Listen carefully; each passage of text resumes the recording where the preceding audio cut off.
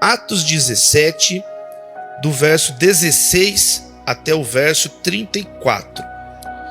Enquanto esperava por eles em Atenas, Paulo ficou profundamente indignado ao ver que a cidade estava cheia de ídolos. Por isso, discutia na sinagoga com judeus e com gregos tementes a Deus, bem como na praça principal, todos os dias, com aqueles que por ali se encontravam. Alguns filósofos epicureus e estoicos começaram a discutir com ele. Alguns perguntavam: o que está tentando dizer esse tagarela? Outros diziam: parece que ele está anunciando deuses estrangeiros, pois Paulo estava pregando as boas novas a respeito de Jesus e da ressurreição. Então o levaram a uma reunião do Areópago, onde lhe perguntaram: podemos saber que novo ensino é esse que você está anunciando? Você está nos apresentando algumas ideias estranhas. Aqui na King James fala Stranger Things, tá vendo? Coisas estranhas. A King James, você está nos apresentando algumas ideias estranhas e queremos saber o que elas significam. Todos os atenienses e estrangeiros que ali viviam não se preocupavam com outra coisa senão falar ou ouvir as últimas novidades.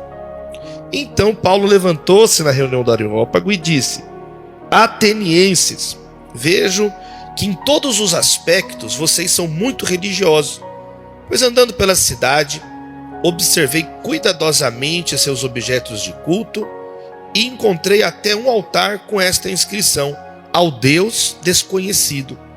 Ora, o que vocês adoram, apesar de não conhecerem, eu lhes anuncio. O Deus que fez o mundo e tudo que nele há é o Senhor dos céus e da terra, e não habita em santuários feitos por mãos humanas. Ele não é servido por mãos de homens como se necessitasse de algo, porque ele mesmo dá a todos a vida, o fôlego e as demais coisas. De um só fez ele todos os povos para que povoassem toda a terra, tendo determinados tempos anteriormente estabelecidos e os lugares exatos em que deveriam habitar.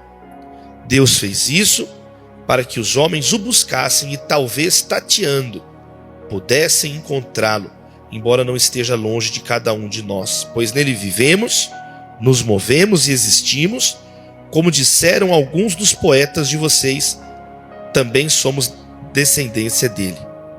Assim, visto que somos descendência de Deus, não devemos pensar que a divindade é semelhante a uma escultura de ouro, prata ou pedra feita pela arte e imaginação do homem. No passado, Deus não levou em conta essa ignorância, mas agora ordena que todos, em todo lugar, se arrependam, pois estabeleceu um dia em que há de julgar o mundo com justiça, por meio do homem que designou, e deu provas disso a todos, ressuscitando-o dentre os mortos.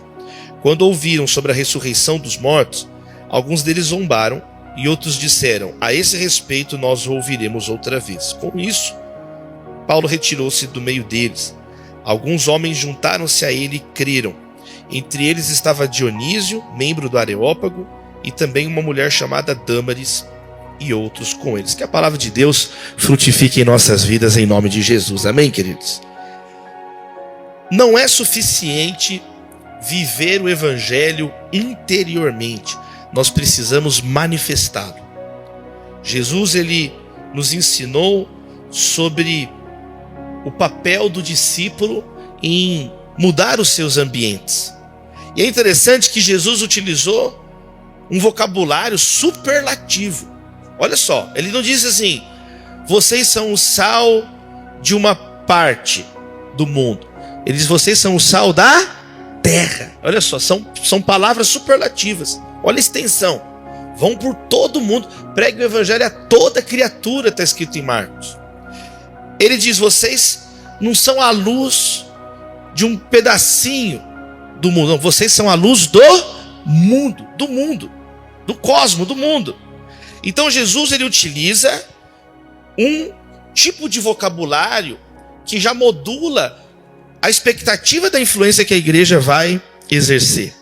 Aliás, ele disse: olha, reino de Deus é como uma semente muito pequenininha, mas que cresce e se torna a maior das hortaliças. E nela as aves vêm e constroem os seus ninhos. Olha que bonita a imagem que Jesus utilizou. Quando Jesus está em Mateus 10, no primeiro envio dos discípulos, ele também diz algo impressionante sobre a magnitude da extensão da influência.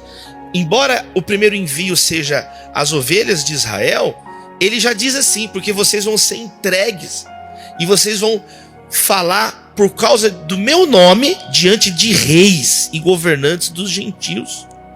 Isso era uma coisa impressionante, porque era um grupo pequenininho de pescadores, de homens muito simples.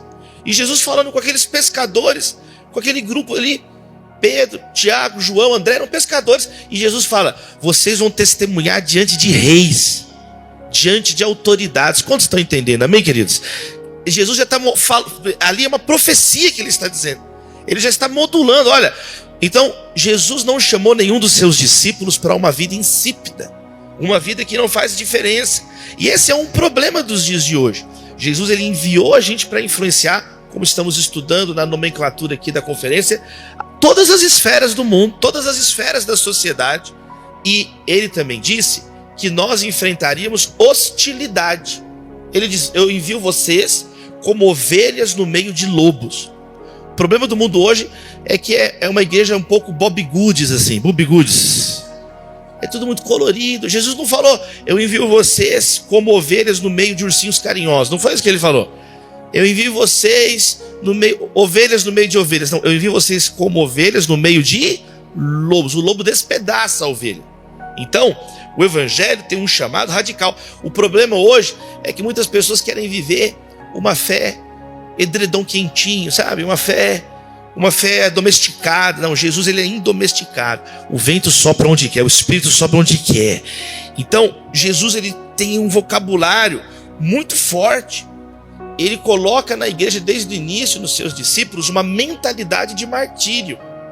Olha as expressões: tomar cruz, negar a si mesmo, né? Entregar a vida. Aquele que perder a sua vida, esse a achará. Então, nem todo cristão, nem toda cristã será martirizado pela sua fé, ou seja, vai ser brutalmente assassinado por manter a sua fé. Mas todo cristão é chamado a ter uma mentalidade de mártir, estar disposto a testemunhar com amor até as últimas consequências. Quem aceita mais uma vez o chamado de Jesus? E por todo mundo testemunhar Jerusalém, Judeia, Samaria, até os confins da terra. Então, repito, não é suficiente viver o evangelho internamente. Nós precisamos manifestá-lo. Isso é possível e isso é esperado da igreja quando nós lemos o Novo Testamento. O apóstolo Pedro tem um comentário interessante sobre isso. 1 Pedro 2, verso 12. Pedro ecoa as palavras de Jesus no Sermão do Monte, quando disse: olha, brilhe a vossa luz diante dos homens, para que vejam as suas boas obras e glorifiquem ao Pai no céu. Pedro estava lá quando Jesus falou isso no Sermão do Monte. E aí ele vai escrever assim na primeira carta, capítulo 2, verso 12: vivam entre os pagãos de maneira exemplar, para que mesmo que eles os acusem de praticarem o mal, observem as boas obras que vocês praticam e glorifiquem a Deus no dia da sua intervenção. Olha o que Pedro fala: vivam uma vida exemplar, vivam uma vida para a glória de Deus em todas as áreas, amém, queridos? E mesmo que baseado em mentira o mundo venha perseguir vocês, lá no fundo eles sabem que vocês praticaram o bem. E eles vão lembrar disso no dia da intervenção de Deus, no dia da volta do nosso Senhor. Então, meus amados irmãos, nós temos aqui no texto de Atos 17, um paradigma, poderíamos dizer, um modelo. Paulo atravessando ambientes. Paulo, aqui a igreja em Atos, na verdade, em todas as páginas de Atos, nós vamos encontrar essas palavras se cumprindo na vida da igreja. A igreja reunida em todo que tipo de lugar. Aliás, essa foi a acusação que a liderança religiosa fez contra os discípulos de Jesus. Vocês encheram Jerusalém inteiro com essa doutrina. Onde tinha um espaço, a igreja estava lá testemunhando. Onde tinha uma esfera, onde tinha um lugar, a igreja estava lá. Vocês encheram a cidade com essa doutrina. E aqui, esse aqui, gente, é um texto tão poderoso. A gente poderia ficar aqui falando muitas horas sobre esse texto. Há várias maneiras de estudar o discurso de Paulo. Mas o que eu queria fazer nesses minutinhos que a gente tem aqui, dentro do tema da conferência, é a gente perceber como que Paulo atravessa 4 diferentes ambientes em Atenas. Atenas, uma cidade histórica. Atenas onde é o berço da democracia. Olha só, a gente fala de democracia todo dia no jornal, está escrita essa palavra. E Atenas é o berço da democracia. Tem gente que fala, não, a democracia é dos gregos. Não, a democracia é dos atenienses. Os atenienses vão ficar chateados com você. É a mesma coisa que falar que o queijo canastra é brasileiro. Não, é mineiro. Amém, queridos? Queijo canastra é uma coisa específica de Minas Gerais. É mineiro. Então, a democracia quer dizer, o princípio da maioria como forma de regulação política, como sistema de governo, como modo de organizar a polis, né? A regra da maioria existe. Você vai sair daqui a pouquinho, fala para quem está do seu lado, eu vou te pagar uma pizza, profetiza aí na vida do seu irmão, olha aí. Você falou mesmo, hein? Você falou mesmo. O irmão está tirando mesmo, você não está perdoando aqui não, Rafa, olha só. Vai chegar lá na mesa, como é que vai ser? Não vai ter uma democracia? Qual sabor você quer? Meia assembleiana, meia presbiteriana, não é assim? O que a maioria quer? Não é assim? A gente usa ou não usa? A gente usa a regra da maioria que é para que cria um consenso ali, né? Não pede pizza de quiabo, tá repreendido. Resistir ao quiabo e ele fugirá. Tem que pedir pizza que todo mundo gosta. Quem está entendendo? Não é assim? Os atenienses elevaram o princípio da maioria a uma forma de governo. Olha só, a democracia. Atenas é o lugar onde os maiores filósofos ensinaram. Sócrates, seu discípulo Platão, o discípulo de Platão, Aristóteles, ensinaram em Atenas. Então Atenas é um lugar muito importante na história da humanidade. É claro que nessa época aqui do texto bíblico, Atenas não tinha o mesmo glamour de outrora. Já era uma cidade decadente em relação à sua própria história. Nós não estamos mais no auge de Atenas. Na época do texto aqui de Atos, por exemplo, a cidade de Alexandria era um polo intelectual muito mais importante. Inclusive tinha a biblioteca, a famosa biblioteca de Alexandria, que se perdeu, pegou fogo. Era o HD da humanidade, meus irmãos. Nós perdemos, então são períodos de retrocesso no conhecimento, pegou fogo. Tem conhecimentos que não foram recuperados até hoje, se perderam para sempre. Conhecimentos, práticas, sabedorias do passado.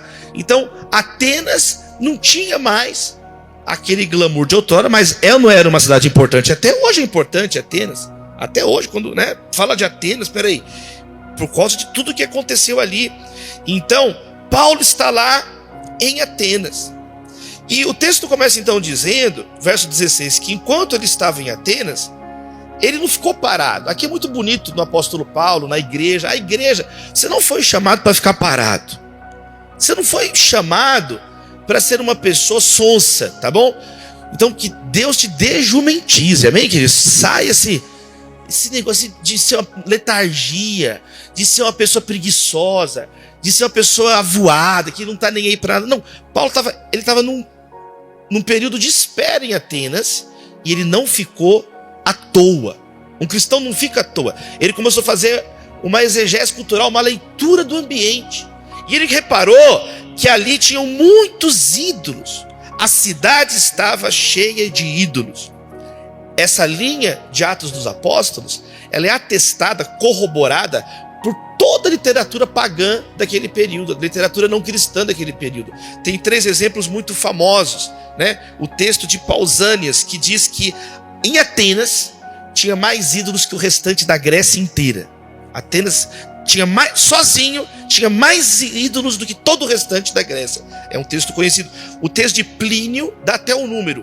O texto de Plínio é um texto que afirma que havia cerca de 30 mil estátuas, 30 mil monumentos, 30 mil ídolos em Atenas. E outra frase muito conhecida de Petrânios, que diz que era mais fácil encontrar um ídolo em Atenas do que gente. Se encontrava mais mais ídolo do que pessoa. Era mais fácil esbarrar com deuses do que com homens em Atenas. E Paulo ficou indignado. Por quê? Porque no entendimento cristão, sacrificar a um ídolo é sacrificar a um demônio. Sacrificar a um ídolo é sacrificar um demônio. É isso que Jesus falou. Inclusive, não se pode servir a dois senhores. Ou você serve a Deus ou você serve mamon, o dinheiro.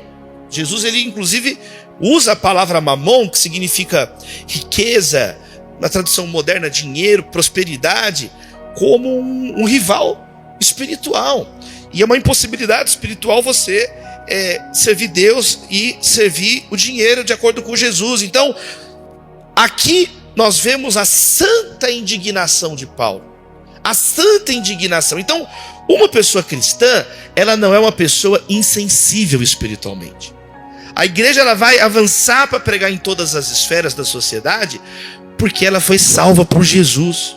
E você não foi salvo por Jesus para viver numa torre de marfim, alienado. Nós não podemos pregar em púlpitos de marfim, alienados da realidade. Nós não podemos... Paulo, ele estava em Atenas e ele começou a sentir a dor daquela cidade. Ao ver aqueles ídolos, ele viu o vazio espiritual, o desespero daquelas pessoas sem Deus. Aquelas pessoas que estavam alienadas do conhecimento do Evangelho. E ele então ficou indignado. Ele ficou ali, sabe, com uma angústia, observando. Eu queria encerrar essa introdução dizendo isso. Estou terminando a introdução. Louvado seja Deus, olha só. Que Deus abra os seus olhos para a realidade em volta de você. Que caiam as escamas das mentiras dos seus olhos. Que saia o comichão dos ouvidos. Às vezes tem um colega teu implorando do teu lado para você falar de Deus para ele. Um colega no trabalho, um colega na faculdade, mas você às vezes está insensível. Os grandes líderes na história da Bíblia, do mundo, da história da igreja, foram homens e mulheres observadores, curiosos, santa curiosidade. As paredes de um bairro gritam. O que está pichado? O que está escrito? O que está falando? Está gritando o que as pessoas almejam ali naquele lugar. Moisés não foi assim no deserto? Quando ele viu a sarça ardente, foi ou não foi? Ele observou. Coisa mais comum que tem é arbusto em chamas no deserto. É muito comum. Você vai para o deserto, você vê várias colunas de fumacinha assim no horizonte. É muito comum, muito quente. Então tem fogueira, a pessoa esquenta para fazer um almoço. Não é assim? Ela esquenta para fazer um almoço e fica lá um resto de fumaça, de comida. É muito comum. Só que Moisés estava observando que tinha um arbusto que pegava fogo, mas não era consumido. Quer dizer, ele observou por um tempo para perceber isso. Tem alguma coisa errada. E ele foi lá ver o que era.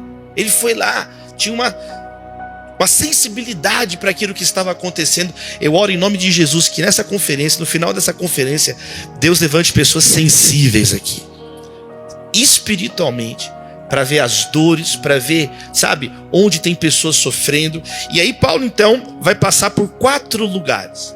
E o primeiro desses lugares é a sinagoga. Olha o que o texto diz. Porque esse era o modus operandi da igreja. Primeiro eles pregavam na sinagoga. Primeiro pregavam para os judeus daquela região, que já conheciam, né, a palavra de Deus. A palavra, a antiga aliança. Então ele diz assim, verso 17. Por isso, porque ele estava indignado com os ídolos, discutia na sinagoga com judeus e com gregos tementes a Deus, bem como na praça principal todos os dias. Então o primeiro lugar que Paulo vai é na sinagoga. E aqui tem algo muito interessante para quem está lendo Atos, porque diz que Paulo conversou tanto com os judeus como com os gregos tementes a Deus. E essa foi a causa da briga da igreja em Atos 6. Em Atos 6, quando a igreja começou, você vê que as viúvas de fala grega foram preteridas na distribuição das cestas básicas, do mantimento. Isso foi uma causa de briga na igreja. Foi uma causa de briga. Ao ponto... Peraí, por que está tendo privilégio para as mulheres... as judias e as viúvas de fala grega estão ficando por último? Não foi isso que Jesus ensinou para nós. E aí então eles têm que organizar isso melhor. E aí eles vão orar e vão separar os diáconos, não é isso? E Pedro vai falar, nós os apóstolos vamos dedicar a oração e a palavra. E a igreja então se reorganiza. A igreja se reorganiza para atender de modo equiparado todas aquelas mulheres que precisavam, todas aquelas mulheres que eram necessitadas. Agora é interessante que Paulo chega e ele então vai discutir na sinagoga, tanto com os gregos, como tementes a Deus, como os judeus. Que Deus levante pessoas nos dias de hoje para falar as diferentes línguas do povo de Deus. Porque tem pessoas que não entendem que o corpo de Cristo tem vários membros. Tem momentos que falta desenhar na Bíblia. Não pode todo mundo ser olho, todo mundo é olho, todo mundo olho. Não pode todo mundo ser estômago, não pode todo mundo ser pé, não pode todo mundo ser mão. Então aqui Paulo está dizendo o seguinte, aqui ó, conversando com todos os, porque ele tinha uma compreensão que todos são chamados pelo mesmo Deus, amém, queridos? Então aqui, você às vezes vai ganhar uma pessoa que o outro não vai alcançar. Deus vai te levantar para entrar numa área que não vai levantar o outro, mas todos nós estamos servindo ao cabeça que é Cristo. A igreja não está acéfala, ela tem um cabeça, o nome dele é Jesus Cristo. Ele é o Senhor da igreja. Ele nunca diz assim, eu edificarei a sua igreja. A igreja não é nossa, a igreja é dele. Eu edificarei a minha igreja. E o apóstolo Paulo demonstrava essa maturidade. Hoje nós vemos jovens com comportamento tribalista, um comportamento primitivo, comportamento de clubinho, de clubinho. Vá para o inferno, amém, queridos irmãos? Precisa converter, a pessoa nunca evangelizou, nunca, graças a Deus, tocou a vida dessa pessoa. A pessoa com a cabeça desse tamanhinho, a cabeça obtusa, ele é o fiscal de Deus, ele fica julgando quem vai para o céu, quem vai para o inferno, e ele próprio que está indo para o inferno. Jesus falou que os fariseus é que são assim. Lê Mateus 23, não sei o que eu estou falando. O fariseu, ele viaja para o outro lado do mundo para mandar uma pessoa para o inferno, Jesus falou. Ele não viaja para pregar e salvar e arrebatar as pessoas, como diz a epístola de Judas, como que salvando do fogo. Ao contrário, ele viaja o mundo fazendo mal, ele viaja o mundo separando, ele viaja o mundo. Então que Deus levante aqui cristãos abençoados, amorosos, com discernimento espiritual, sabe, que vão elevar, amadurecer o nível das discussões, parar de drenar tempo. É claro, gente, que a gente tem que vigiar. Quem está entendendo o que eu estou dizendo aqui? É óbvio, isso é uma coisa, isso é beabá, gente, claro. Tem que zelar pela doutrina, é óbvio. Tem que zelar pela vida abençoada. Agora, quem está entendendo o que eu estou dizendo? Esse comportamento mesquinho, sem amor, sem generosidade, sem a mínima compreensão da história da igreja, da grandiosidade da igreja, da grandiosidade do nosso Deus, amém, queridos? Como Deus é maravilhoso. Então o apóstolo Paulo estava indignado com aquele pessoal. Ele está ali naquela esfera, naquele ambiente ali religioso, onde supostamente as pessoas deveriam estar fazendo a diferença. Elas não estavam fazendo a diferença. Tanto é que Paulo começou a discutir com eles.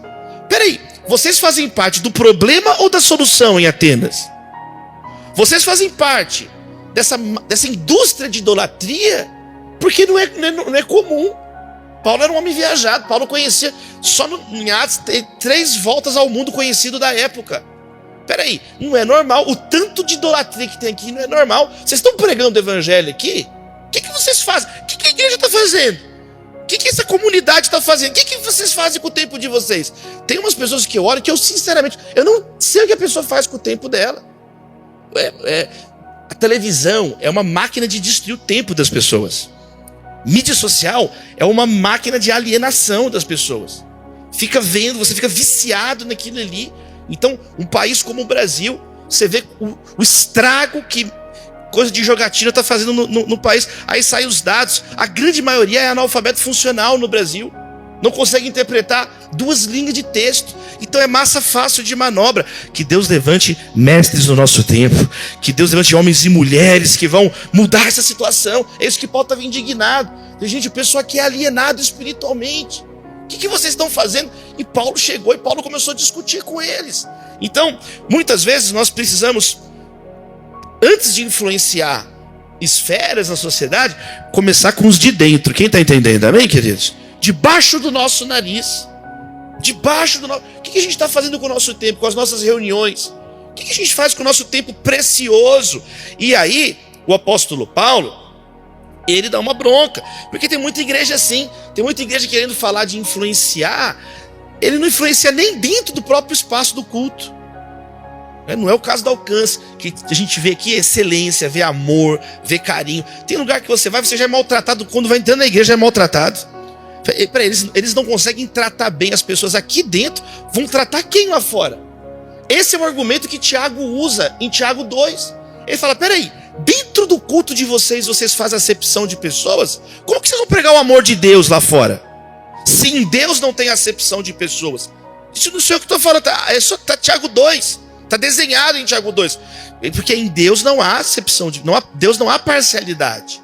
Então tem que ter amor. Se a igreja não é o primeiro lugar que derruba as barreiras do racismo, da etnia, se a igreja não é o primeiro lugar onde vai ter carinho, amor, não tem esperança para o mundo. Não tem esperança. Se o sal perder o seu sabor, não servirá para mais nada. Então, às vezes, a transformação em uma sociedade começa no nosso próprio culto, na nossa própria reunião.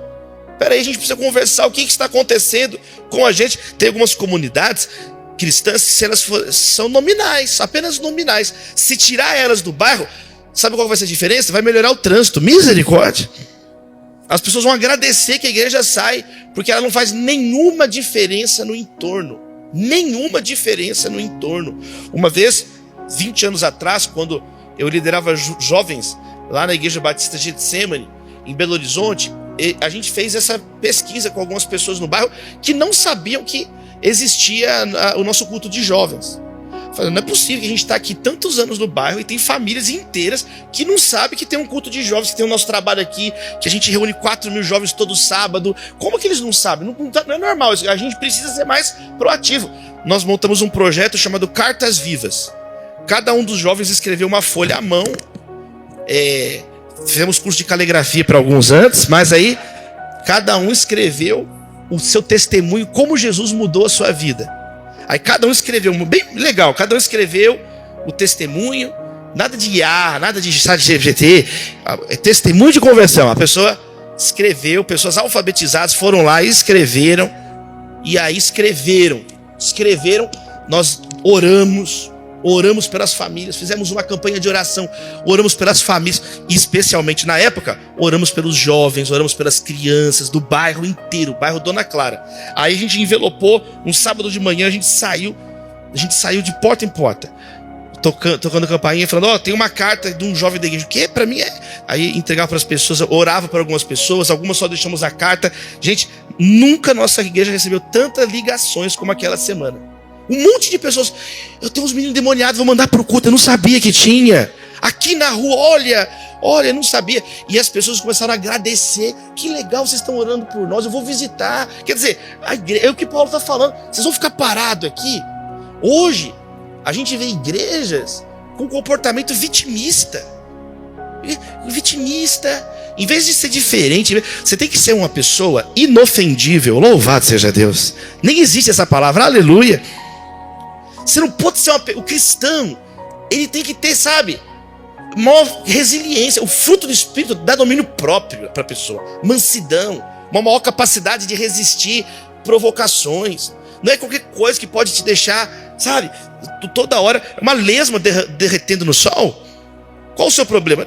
Não adianta seguir Jesus da boca para fora. Não adianta seguir Jesus. Esse povo me honra com lábios, mas o seu coração está o quê? Longe de mim, não tem vida, não tem vontade de anunciar o evangelho, então tem alguma coisa errada. Eu já contei 1000 vezes isso aqui do meu colega da igreja que desviou. O e-mail dele é surimicantas@hotmail.com. E aí ele desviou e o e-mail continuou falando em língua. Não adianta nada. A camiseta, tatuagem evangélica, adesivo no carro evangélico, e você é uma pessoa que mais precisa ser evangelizada, é você. Então, olha isso aqui. A igreja às vezes reclama do que ela não tem, mas não faz nada com o que tem. Às vezes está reclamando de uma porta que não foi aberta, mas tem um monte de portas abertas que a igreja não está usando, que você não usa na sua vida. Às vezes você está reclamando de um dom que você não tem, mas e os dons que Deus já colocou na sua mão? E as possibilidades que Ele já colocou para você? E um monte de gente que não conhece Ele, que você interage todos os dias, e você não fala de Jesus para nenhum deles. Você não fez coisas básicas, não deu uma Bíblia para ninguém. Os meus colegas de faculdade, um por um, eu dei Bíblia de presente. Você tem que semear a palavra, amém, queridos? Você tem que fazer por onde. Eu já contei milhões de vezes. Eu cometi um pecado, eu roubei a lista de chamada na escola, na faculdade. Mas eu me arrependi desse pecado. Eu xeroquei a lista e devolvi a lista de chamada. E aí eu guardei uma cópia, e sabe o que eu fiz? Eu orei por todos os meus colegas, os 59 colegas da minha turma. Eu tive o prazer de casar 7 dos meus colegas. 3 deles são juízes hoje. Um deles é o juiz ateu. Ele falou, você pode fazer meu casamento, Davi? Eu falei, mas você nem acredita em Deus. Ele falou, mas o que importa é que você acredita. Ele falou comigo.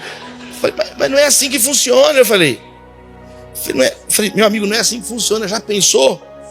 Você vai morrer, vai lá pro inferno, o que você vai falar com Deus? Ele disse, eu vou falar que eu sou seu amigo. Eu falei, aí que você vai pro inferno mesmo. Aí que não tem solução para você. Você tem que ser amigo do filho do dono, que é Jesus. Você tem que ser amigo do filho de Deus. Não é assim. Então, que você possa fazer a diferença. Você pode abrir assim sua mão, Deus? Não queremos ser uma geração que fica murmurando. Não queremos ser como aquela sinagoga em Atenas, acostumada, acomodada, conformada com a idolatria. Coloca uma santa indignação nos nossos corações. Abre os nossos olhos, abre os nossos ouvidos. Colegas nossos que estão implorando por ajuda, que às vezes estão a um passo de cometer suicídio do nosso lado, e muitas vezes estamos vivendo vidinhas egoístas, vidinhas que nós não influenciamos nem quem está perto, quanto mais quem está longe. Muda isso na nossa vida em nome de Jesus, Senhor. Que os nossos talentos enterrados sejam desenterrados nessa conferência, em nome do Pai, do Filho e do Espírito Santo. Você pode aplaudir aí o nome de Jesus. Dá uma glória a Deus aí, alcance.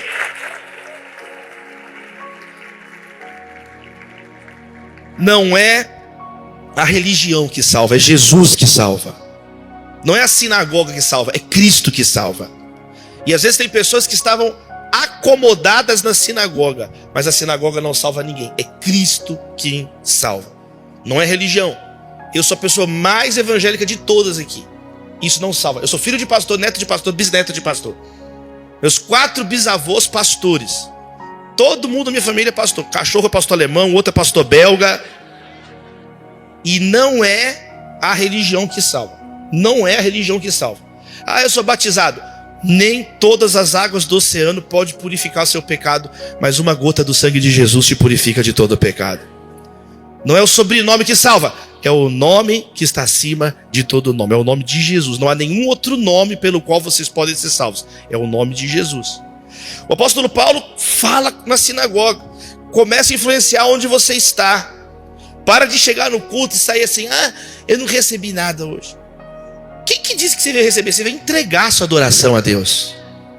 Você tem que mudar de mentalidade. Você veio entregar, lê Romanos 12, como sacrifício vivo a Deus.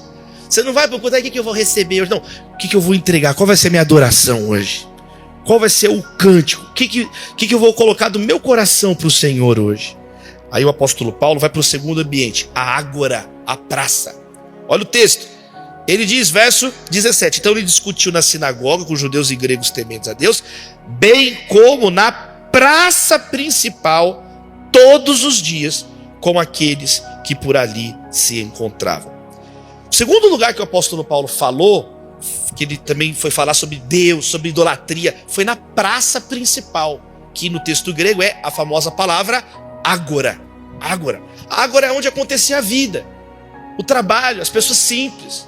O povo, era o lugar do dia a dia, era o lugar dos artesãos, era o lugar onde faziam os escambos, era o lugar onde as pessoas trocavam ali, compravam as suas coisas, e que Deus te use para você pregar nesses ambientes também, no seu trabalho, na rua. E aqui aparece uma expressão muito bonita que só aparece aqui em toda a Bíblia, em todo o Novo Testamento. É um rapax, é uma palavra que só aparece uma vez na Bíblia, que é quem estivesse ali.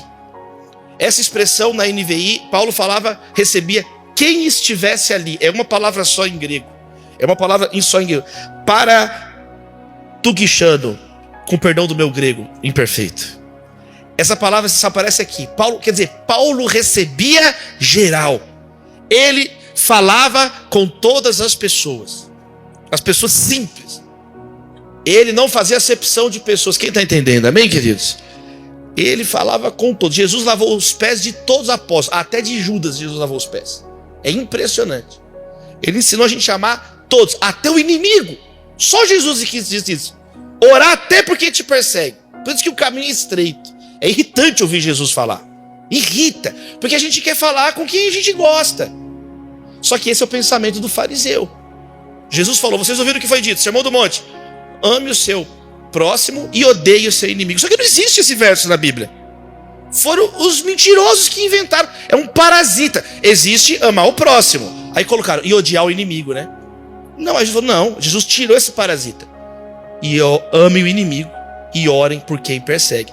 Então a igreja não é autorizada a selecionar para quem ela prega e para quem ela não prega. Quem está entendendo? É para pregar para todos. Lá em Coríntios, Paulo vai dizer isso explicitamente. Eu me fiz de tudo para com todos, para salvar alguns. Então, aqui nós temos que entender, a igreja tem que falar nas praças. Praça é o lugar que está todo mundo. A pessoa simples está lá na praça. E todos nós, nunca você tem que ser orgulhoso para falar de Jesus. Tem que ser sempre humilde. Nunca você pode levantar o nariz, não. Jesus lavou os nossos pés, amém, queridos? Você nunca fala com a pessoa como se você fosse o melhorzão, não. Não é assim que Jesus nos ensinou a testemunhar, amém, queridos? Eu estava numa igreja 2 domingos para trás, em Maceió. Eu vi um testemunho tão bonito lá, que o juiz, um dos juízes mais importantes da cidade, da igreja, homem de Deus, e na igreja ele faz questão, ele trabalha como o manobrista da igreja no culto. E aí foi um visitante, deixou o carro com ele estacionou o carro, e esse visitante ficou tão impactado que falou com o pastor no final do culto: pastor, a igreja é uma bênção, mas o que me marcou foi aquele irmão manobrista. Ele é tão simples, ele é tão humilde, eu queria dar um dinheiro, ele está precisando, eu queria deixar com ele uma ajuda, o que ele precisar, eu estou tocado. Aí o pastor falou: não, ele não precisa. Não, mas eu quero. Não, irmão, você não está entendendo, ele não precisa. Não, mas eu acho que ele deve estar passando fome. Fala a verdade, pastor. Ele estava com uma cara tão assim, de simplicidade, de fome. Falando: não, aquele cara é o juiz, mais cuidado que ele vai mandar prender você, cuidado. O quê? Ele é o juiz. Não, ele é, não, você confundiu. Eu falei: não, ele é o juiz, ele é o mais poderoso aqui. Só que na igreja, ele fala: pastor, aqui é todo mundo igual, somos um em Cristo Jesus. O mundo tem essas divisões, quem está entendendo? Quando chega na igreja não tem essas divisões. Paulo, como nós vamos ver, Paulo vai debater com um epicureu estoico. Paulo não era qualquer pessoa que teria capacidade de debater com Paulo. Só que aqui você vê o apóstolo Paulo conversando com a pessoa na praça. Quem está entendendo o que eu estou dizendo aqui? E você se acha alguma coisa, vá para o inferno, amém, queridos? E você se acha. Você acha que, não vou perder tempo, eu vou sujar minha boca falando com essa pessoa. Eu não vou perder meus segundos preciosos da minha vida para falar. Quem você pensa que você é, se Jesus lavou os nossos pés? Então isso é outra coisa que eu vejo. Não, eu só vou nas esferas certas. Eu vou na esfera VIP. Pastor, eu evangelizo na esfera VIP. Very important person. Eu evangelizo só nos lugares 5 estrelas, pastor. Só guia Michelin. Não, Paulo está falando, nós temos que falar para todo. Aliás, essa é a bênção da igreja. A igreja é a única mensagem, o evangelho, escuta isso, historicamente, a única mensagem que alcançou literalmente todo tipo de pessoa é a boa nova de Jesus. O rico, o pobre, o homem, a mulher, o militar, o civil, o iletrado, o culto, a criança, o jovem, o ancião, todo tipo de pessoa. Na Ásia, na África, todas as outras mensagens, ideologias, éticas, ela tem um perfil mais ou menos delineado. A fé cristã alcança todo tipo de pessoa. Louvado seja Deus por isso. O evangelho tem que ser pregado nas praças. Tem que ser pregado. É por isso que a igreja é chamada a amar as pessoas, amar todo tipo de pessoa. O cristão é ensinado a olhar para o outro, não como um consumidor, como eu posso me aproveitar dessa pessoa. Nós somos ensinados a olhar para os outros como eu posso servir. Nós somos ensinados a olhar como devedores. Não devam nada a ninguém a não ser o amor. Eu separei alguns slides para mostrar para vocês. Se puder colocar aqui, por favor, de alguns testemunhos nessa linha. Alguns testemunhos sobre... Aqui tem esse quadro famoso, né, de Paulo pregando em Atenas. Aqui, muito provavelmente aí uma imagem da Ágora, tá vendo? Mas próximo, olha só essa imagem. Essa é a imagem do Abade Lepé, que foi um clérigo francês que criou a primeira escola do mundo para surdos. E aí nasceu o que a gente chama no Brasil de Libras, Língua Brasileira de Sinais. Foi influenciado pelo projeto desse Abade Lepé. Ele criou, não existia isso. Nenhum lugar, não tem notícia disso. Pelo contrário, Muitas culturas, criança, percebia que a criança era surda, matava a criança, largava a criança. Mas no Evangelho, nós não aprendemos isso. Nós aprendemos que nós devemos amar todas as pessoas, amém, queridos? E ele enfrentou oposição, sabe onde? Dentro da própria igreja. Tinha igreja que falava, para que nós vamos gastar dinheiro para cuidar de surdos? Pessoas que não podem ouvir. Você acredita que tem as transcrições de debates? Tinham pessoas que argumentavam que surdos não poderiam ser salvos. Dentro da igreja. Olha a mentalidade demoníaca da pessoa. E Abá-de-Pé foi um homem usado por Deus. Foi um homem usado por Deus para mostrar a palavra por A mais B e abriu portas. Olha que bênção que é o ministério de Libras ao redor do mundo, no Brasil, né? Linguagem brasileira de sinais ao redor do mundo. No século XVIII. Algo inovador, algo que hoje se tornou no Brasil muito difundido. Programas de televisão, na universidade, tudo tem que ter. Foi um homem de Deus, foi na fé cristã que isso começou, não foi em outro lugar. Outro exemplo que seguiu esse exemplo foi Louis Braille. Esse é o Louis Braille, que criou o sistema de leitura tátil. Louis Braille, ele era organista da igreja em Paris, tocava o órgão na igreja em Paris. Ele perdeu a visão por um acidente, bateu no olho dele, contaminou quando ele era criança. E ele ajudou um pessoal do exército. O exército já estava desenvolvendo um sistema de leitura tátil para combates noturnos. Tinha que comunicar no escuro.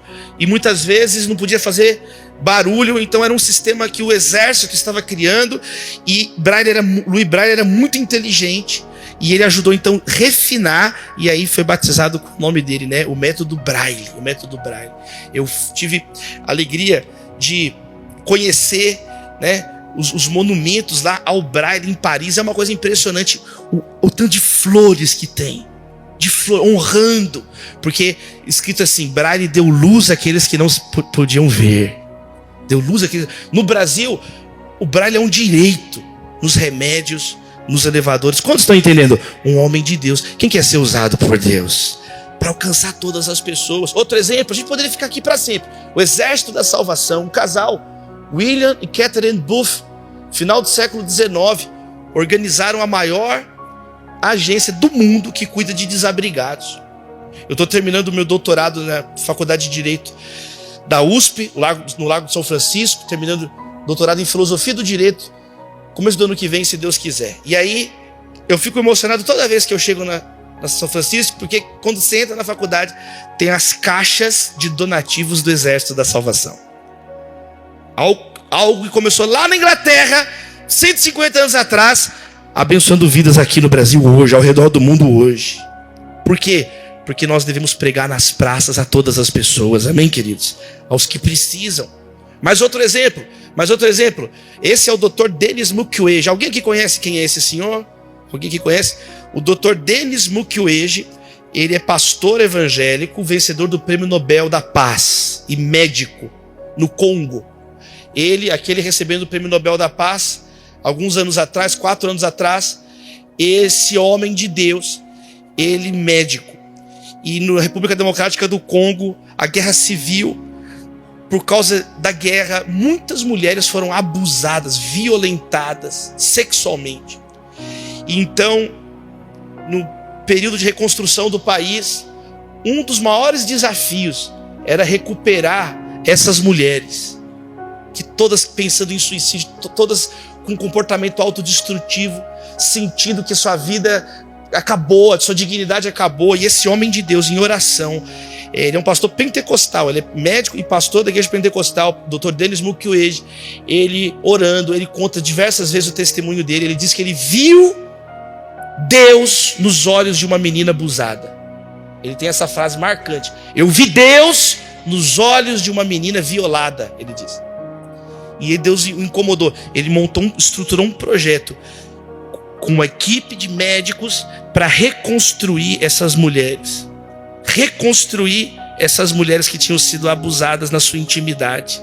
E desse modo, recuperar a autoestima delas. Desse modo, recuperar aquela parte daquilo que foi feito com elas. E um trabalho impressionante foi condecorado com o Nobel da Paz. Louvado seja Deus!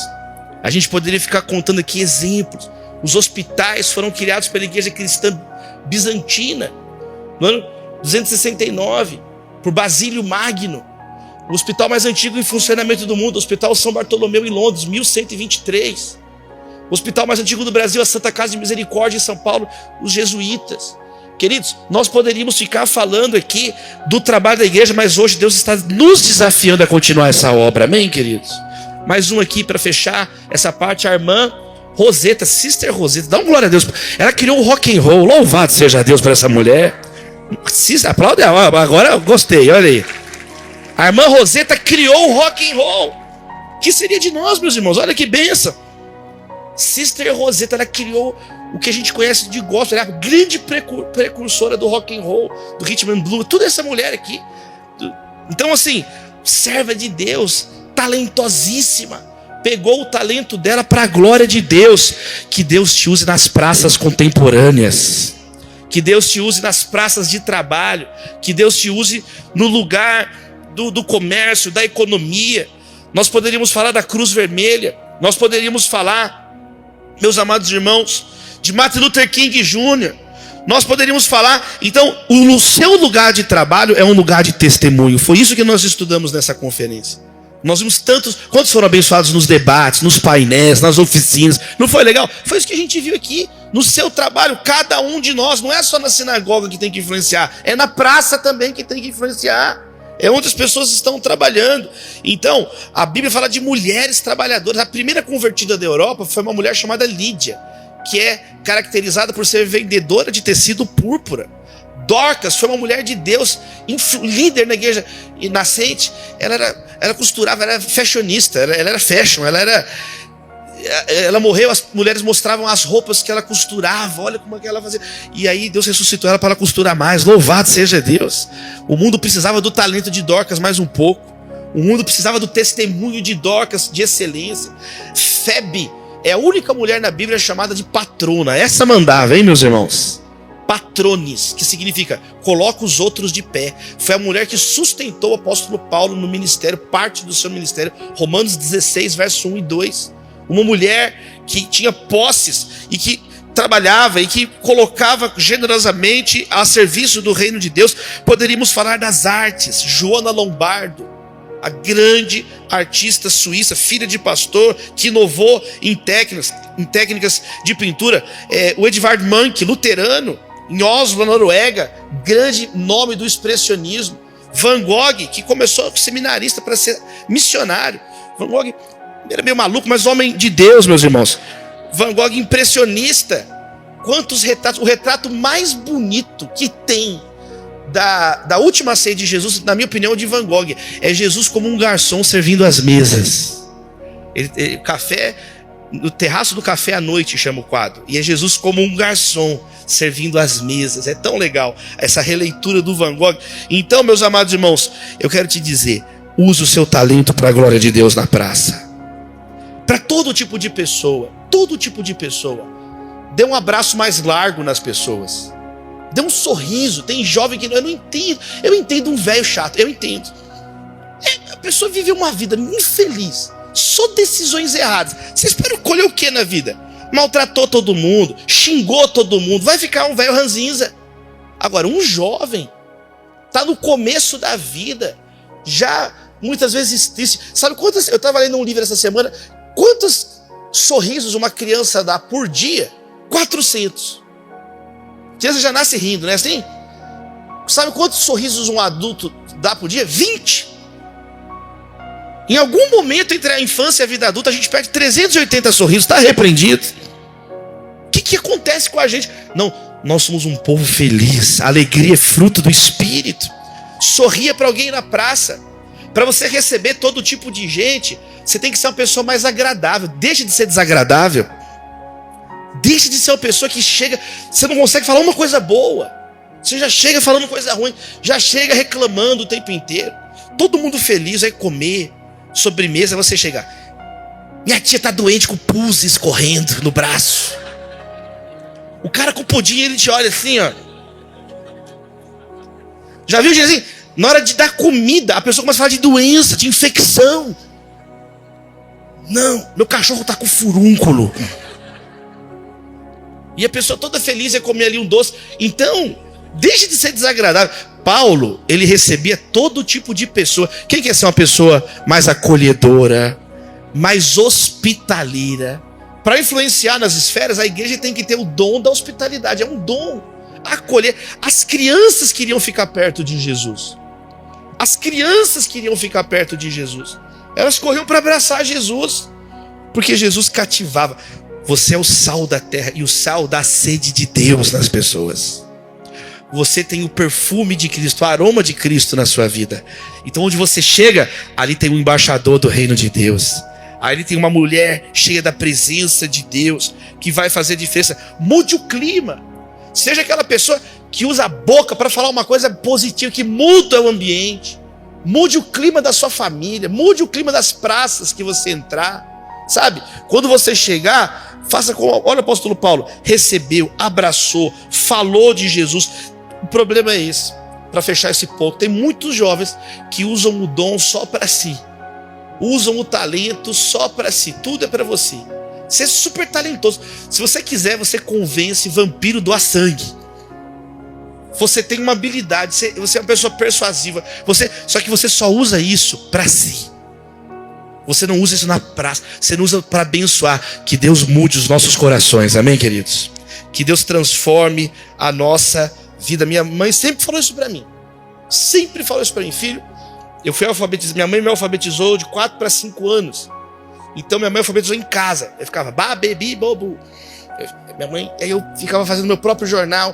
E eu comecei a escrever, comecei a ganhar prêmio. Com 7 anos na escola, eu ganhei prêmio, ganhei concurso de redação do Banco do Brasil, Assis Chateaubriand, todo o ensino médio do Brasil, fui finalista, ganhei o diploma. Então minha mãe sempre falava: filho, você tem que usar o seu dom para a glória de Deus. Você aprendeu a escrever, você escreve bem, você tem um talento, use isso para a glória de Deus. Use isso para escrever coisas que vão abençoar a vida das pessoas. Usa isso, escreve livros que as pessoas vão entender. Não fica escrevendo só coisa que ninguém entende. Escreve coisas para as pessoas entenderem, abençoar. Não se torne nunca pedante, filho. Não deixe o conhecimento tornar você um homem soberbo. Minha mãe sempre me ensinou isso. Usa para abençoar. O apóstolo Paulo estava na praça abraçando as pessoas. Que Deus abençoe poderosamente a sua vida. Que você cumprimente, que você nunca distrate ninguém. Isso não é a ação de um homem de Deus, de uma mulher de Deus. Que você nunca humilhe ninguém. Que você nunca faça isso. Nunca esvazie a humanidade de ninguém. Porque quando você acolhe o estrangeiro, quando você visita o que está preso, veste o que está nu, dá de comer, dá de beber ao que está faminto e sedento, você está fazendo isso ao próprio Senhor Jesus. Amém? Você pode aplaudir o Rei que vive para sempre. Ele vive, amém, queridos? Ele lavou os nossos pés. Ele deu exemplo. Paulo chega no 3º lugar, a filosofia. Verso 18, penúltimo, gente. Alguns filósofos epicureus e estoicos começaram a discutir com ele. Agora Paulo, ele falou na sinagoga com os crentes, ele falou na praça com todo mundo, no trabalho com todo mundo. Agora ele está falando muito. Leva ele para falar com os inteligentes. Paulo arrebentou os epicureus e os estoicos. Paulo era versado em filosofia. Paulo, é só você ler as cartas do apóstolo Paulo. Os textos mais importantes escritos, inspirado pelo Espírito Santo de Deus, como nós cremos enquanto igreja. Meus amados irmãos, Paulo, ele conversou, não dá tempo aqui, o tempo está avançado, vai virar uma vigília, louvado seja Deus. Mas, diz assim, que ele estava ali anunciando, e alguns filósofos epicureus discutiram com ele, começaram a perguntar: o que é isso que você está dizendo, tagarela? Parece que ele está anunciando deuses estrangeiros, porque Paulo estava pregando as boas novas a respeito de Jesus e da ressurreição. Aqui tem uma curiosidade. É como se eles falam que Jesus e a ressurreição, como se fossem duas divindades. Ele está ensinando uns negócios estranhos sobre um tal de Jesus e uma tal de ressurreição. Como se fosse duas entidades. Eles não estavam entendendo o que Paulo estava falando sobre Jesus. Eles só tinham a categoria idólatra para pensar em tudo. E o apóstolo Paulo estava conversando. Eu quero te dizer que Deus pode te usar poderosamente no meio da ciência, da universidade, das escolas, da educação, no mundo das ideias. A fé cristã alterou o curso do mundo. O lema da reforma protestante é post tenebras lux, depois das trevas, a luz. Porque porque alfabetizamos as nações, porque todas as pessoas, ensino público, todos têm que aprender a ler e escrever, todos têm que ler a palavra, amém, queridos? Todos têm que ler a palavra não tem que estar acorrentada. Então Lutero traduziu para o alemão, a igreja começou a traduzir para ser compreensível o que está sendo ensinado e falado. Não é impor pelo medo, não é impor, manter pessoas na ignorância. Não conhecereis a verdade vos libertará. As taxas de alfabetização no início do século XX nas nações protestantes eram completamente superiores a qualquer outras nações, por causa da ênfase no estudo. A Reforma Protestante foi um movimento universitário. Então estude, descongele o teu cérebro, amém, queridos irmãos? Você não deixa o seu cérebro em casa para vir adorar a Deus, não. Amar a Deus de todo o coração, alma e todo entendimento. 65% dos vencedores do Prêmio Nobel foram cristãos. O que isso significa? Nada, significa só que tem gente que fala, não, cristão é burro. Não, então você só fala isso, 65% eram cristãos. Então pelo menos isso serve esse dado. Quer dizer, legal, né? O cristão não tem medo da ciência, o cristão criou a ciência moderna. Todos os ramos científicos principais na modernidade, a própria universidade. Põe aqui outra imagem aqui, olha só. O símbolo das universidades, até hoje, ó, Princeton, o de laranja ali, ó, tem uma Bíblia aberta ali dentro, ó, Antigo, Novo Testamento. Harvard apelou, ele meteu 3 Bíblias, louvado seja Deus, olha lá, 3 Bíblias. Verdade, Harvard era um pastor, né? John Harvard, pastor, que concedeu um fundo que foi o embrião da universidade.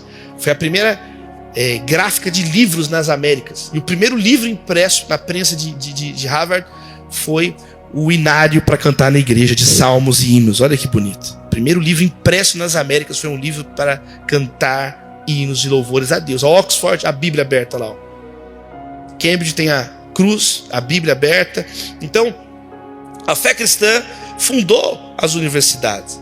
Próximo. Olha aqui, no próximo imagem, eu escrevi um texto uma vez que ele caiu na prova no vestibular, louvado seja Deus, olha isso, a Unesp, olha lá, caiu um texto 1, um texto do Michel Foucault, e embaixo o meu texto, um texto que eu publiquei na imprensa, nem eu sei fazer essa questão, olha que bênção, meus irmãos, olha aí, os alunos tinham que comparar os nossos textos, Foucault, com o pensamento de Davi Lago e Foucault, olha que benção. E fazer a questão. Gente, eu nunca imaginei isso na minha vida. Me mandaram isso daqui. Todo semestre me mandam. Saiu agora no Fundeb. Teve texto meu que caiu na prova. As 15 questões da prova de IBMEC de língua portuguesa foram baseadas num texto que eu publiquei.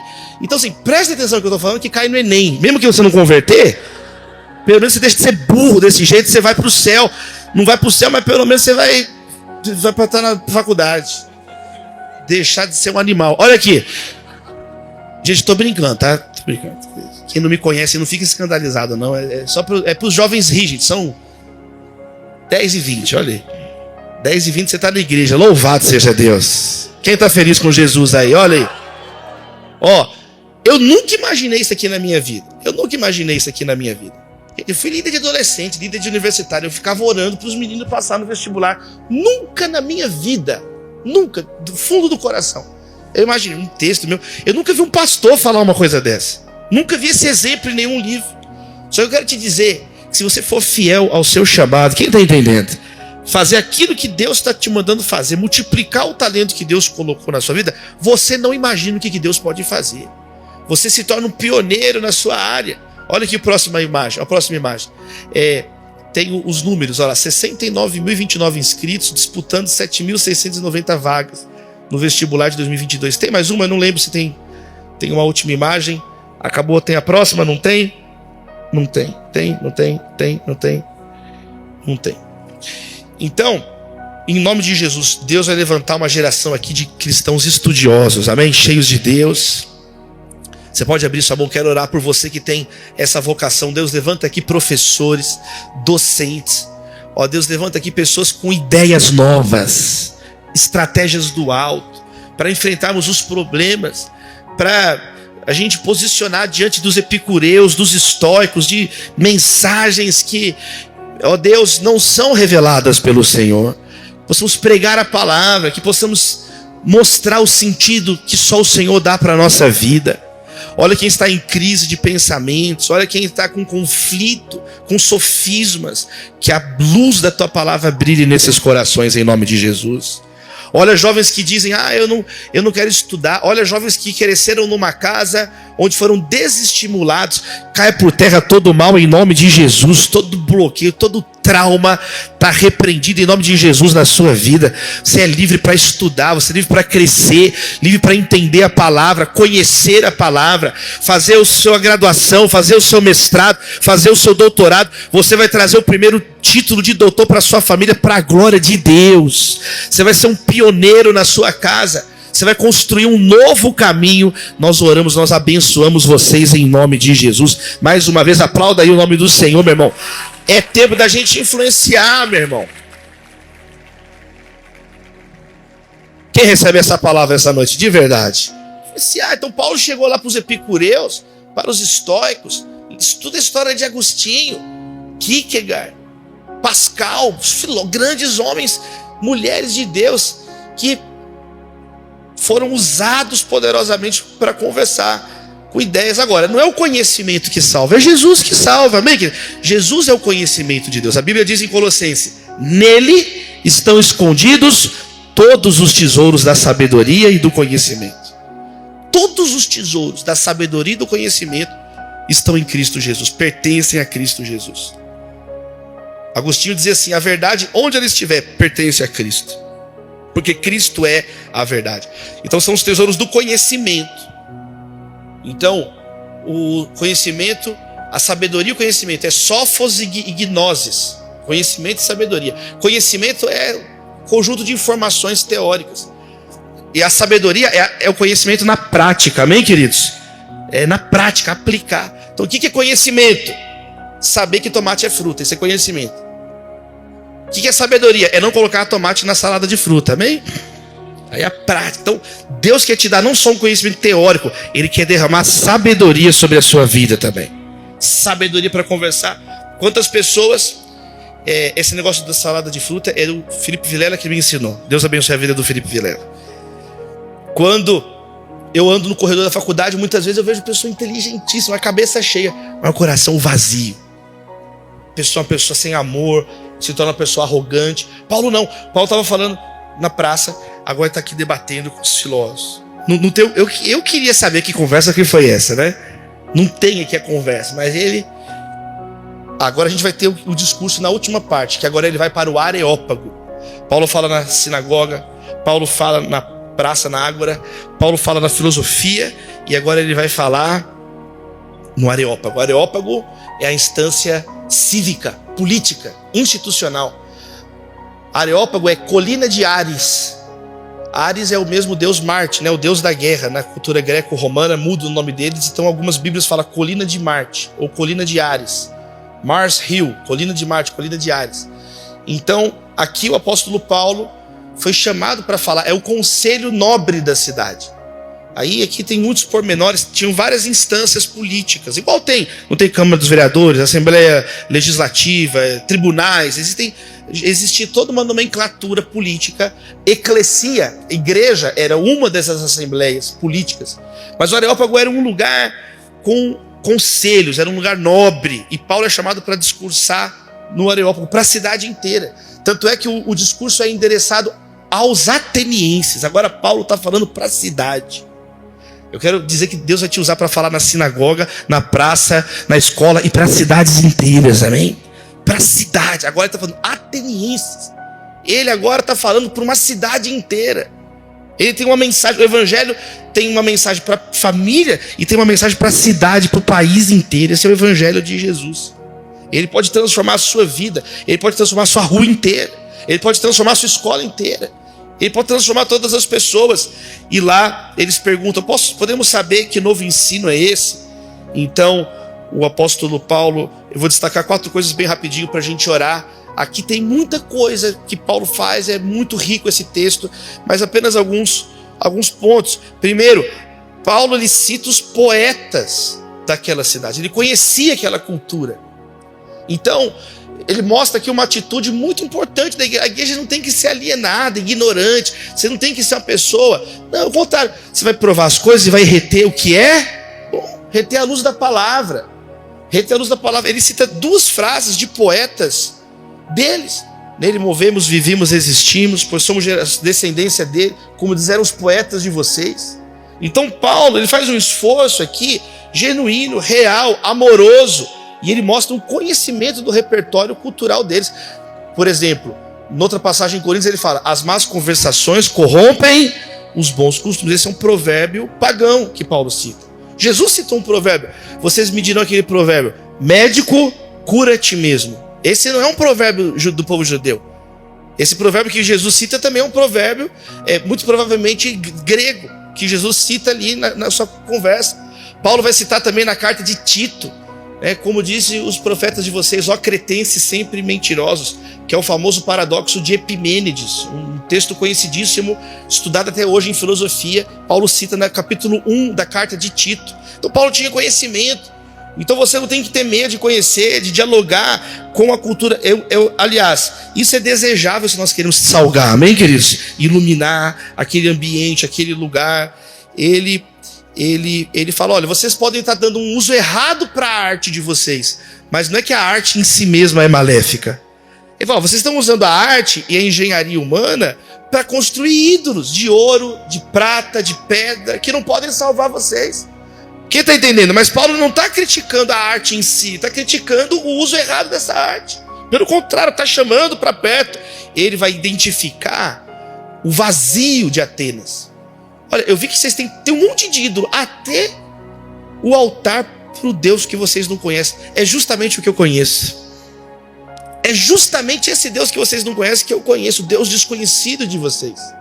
Aliás, outras culturas é atestado que tem altares semelhantes, inclusive dos povos originários tem vários semelhantes, culturas que reconhecem ali um vazio, o que eles não entendem.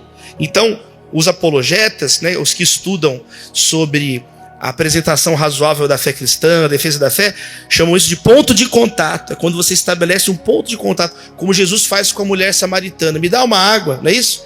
E a partir de uma conversa da água, vai para o assunto da água viva. E aquela mulher vai ser salva. Então, eu também oro pedindo a Deus, sobre todos nós, sabedoria do alto nas conversas. Tiago fala assim: se você precisa de sabedoria, pede a Deus sabedoria, que Ele vai te dar sabedoria para conversar. Deus vai usar a sua vida. Amém, queridos? Paulo, ele vai, então, identificar as lacunas. Ele vai apostar na base humana comum. Ele fala: de um só homem surgiram todos os povos.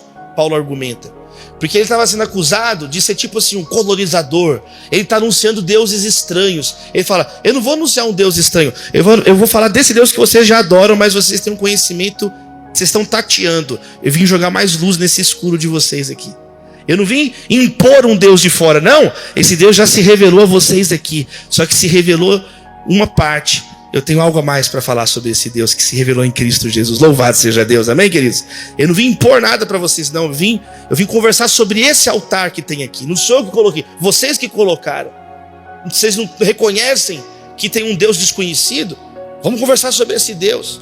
Então quem está entendendo? É uma abordagem inteligente, é uma abordagem amorosa, é uma abordagem honesta, é uma abordagem transparente. Ele vai para uma conversa. Isso é transformar, não é impor, não é na força da espada. Jesus nunca chamou cruzados, ele chamou crucificados. Pegue sua cruz e siga-me. Ele chamou um povo para amar, um povo para se entregar. Agora, Paulo confrontou. Paulo falou: Deus exige o arrependimento. Ele era polido, ele era educado, mas ele falou: Deus deu provas disso a todos, ressuscitando esse homem dos mortos. E agora exige que todos, em todo lugar, se arrependam.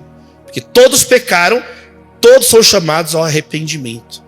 E aí ele não teve medo. Hoje tem pessoas que também só querem falar, só querem ficar sempre tudo bem, e nunca chama a pessoa para uma mudança de vida.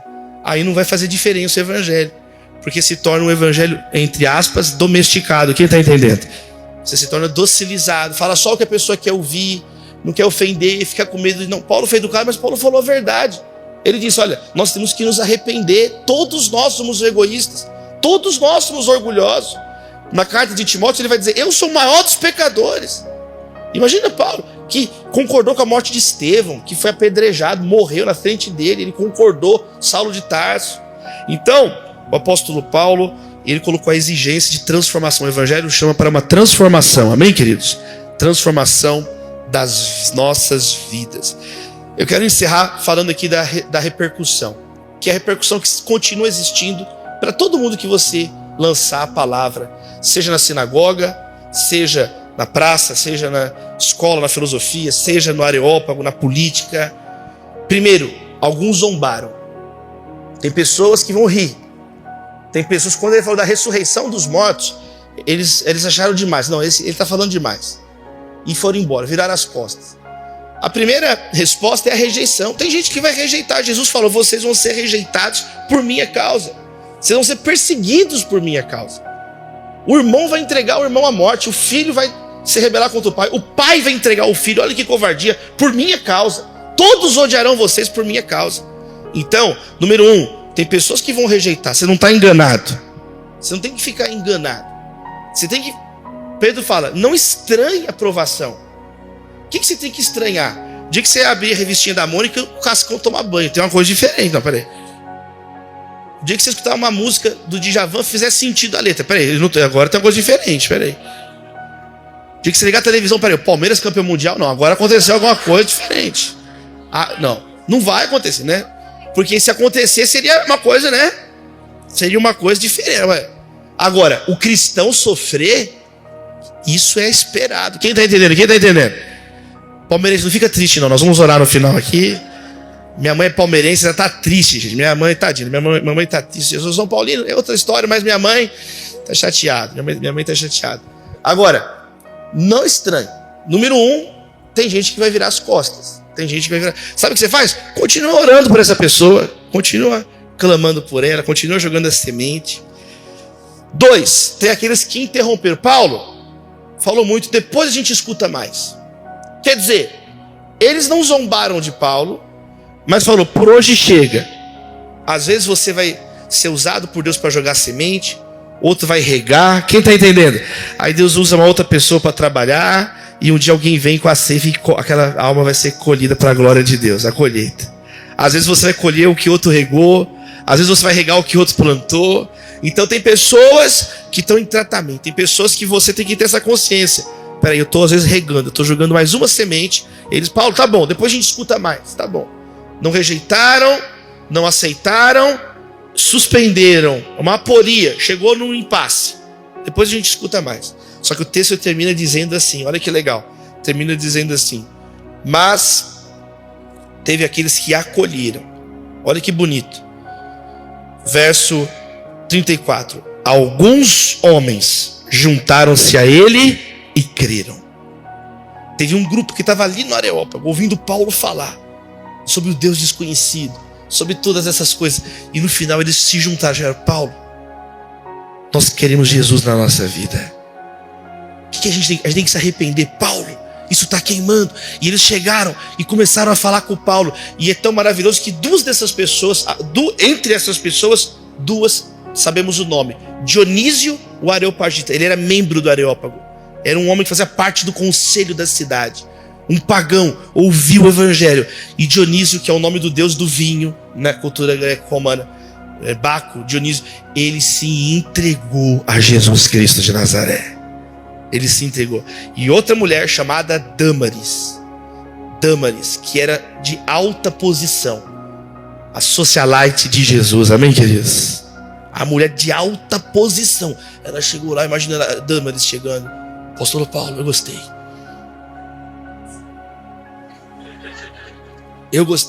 Ela chegou, a Bíblia faz questão, é legal, faz questão de dizer que uma mulher de alta posição, ela ouviu o evangelho, falou, isso eu nunca ouvi em lugar nenhum. Já viajei o mundo inteiro, fui na Semana da Moda de Esparta, Semana da Moda de Atenas, conheço os festivais de Corinto, os Jogos Olímpicos de Corinto, eu estou por dentro de tudo que está lançando em Roma, de tendências de sandálias, sei tudo. Sei, conheço a Britânia, só que isso aí eu nunca ouvi. Paulo, que mensagem é essa? Eu quero Jesus. Eu me arrependo também, e foram incorporados. Que Deus abençoe poderosamente a sua vida. Que Deus nos use para tocar as esferas do Brasil hoje, amém, queridos? Que você abra suas mãos, que você seja usado para ganhar religiosos, não religiosos, filósofos, trabalhadores, políticos, conselheiros, gente importante, gente simples. Que Deus use a sua vida. Deus, nós te louvamos por essa conferência Esferas. Obrigado, Senhor, pelo teu amor, obrigado pela tua graça. Obrigado, Deus, porque o Senhor pode nos usar. Obrigado, Senhor, apesar das nossas limitações. A nossa oração essa noite, usa-nos. Queremos, ó Deus, multiplicar os nossos talentos. Olha quem está triste aqui, às vezes, essa noite, vindo de um semestre difícil, vindo de um semestre complicado na escola, na faculdade, na família, no namoro. Mas nós oramos em nome de Jesus. Quebra toda tristeza na nossa vida essa noite. Todo desânimo, toda palavra de desânimo, toda palavra contrária. Abençoe-nos, ó Deus, nós te pedimos. Enche-nos com teu Espírito Santo, para que possamos salgar a terra e iluminar o mundo. Para a tua glória nós oramos em nome de Jesus. A igreja diz amém e amém. Deus abençoe.